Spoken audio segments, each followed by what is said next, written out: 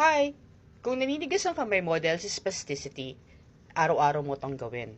Una, iunat mo yung kamay mo sa ibabaw ng lamesa.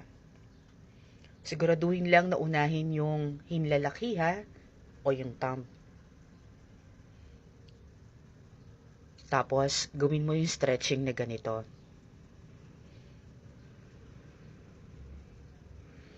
I-hold for 10 seconds, ulit-ulitin ng 10 beses.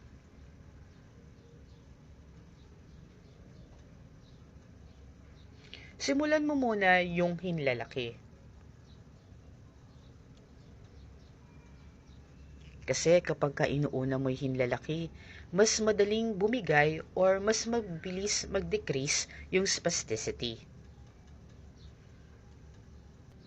Gawin mo rin yung stretching sa ibang daliri, i-hold ng 10 seconds, at ganun pa rin ulit-ulitin ng 10 beses. Hawakan lang yung mga daliri sa dulo ha.